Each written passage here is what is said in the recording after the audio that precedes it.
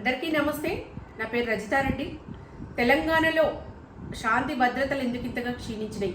హైదరాబాద్ నడిబొడ్డున senior IPS అధికారి భార్యను మర్డర్ చేస్తే ఇప్పటి వరకు వాళ్ళని పట్టుకునే పరిస్థితి లేదు.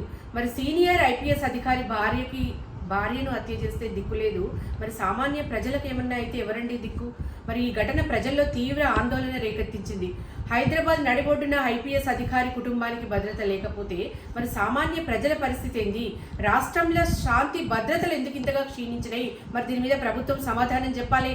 కాంగ్రెస్ ప్రభుత్వం వచ్చాక 2024వ సంవత్సరంలో 18% క్రైమ్ రేటు పెరిగింది. అది కూడా ఆడవారి మీదనే. మరి రైజింగ్ తెలంగాణ అంటే ఇదేనా? పట్ట పగలు కరీంనగర్ నడిబొడ్డున బంగారం దోపిడీ చేస్తే దిక్కులేదు. ఎమ్మెల్యేల క్యాంప్ ఆఫీసుల మీద దాడి చేస్తే కూడా ఆపే పరిస్థితి లేదు. బీఆర్ఎస్ నాయకుల మీద మాత్రం రాజకీయ కక్ష సాధింపు చర్యలు కొనసాగుతూనే ఉన్నాయి. రాష్ట్రంలో అధిక క్రైమ్ రేట్ ఎక్కడ జరుగుతుందంటే తెలంగాణలోనే అని చెప్పి నిన్ననే కేంద్ర ప్రభుత్వం నివేదిక ఇచ్చింది.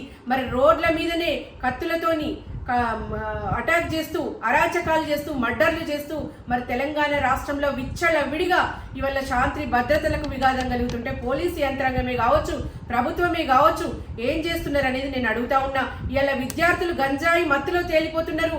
ఇవాళ ముఖ్యమంత్రి లా అండ్ ఆర్డర్ని చేతిలో పెట్టుకొని తెలంగాణ రాష్ట్రాన్ని ఎందుకు ఇట్లా అధోగతి పాలు చేస్తా ఉన్నాడని నేను అడుగుతా ఉన్నాను.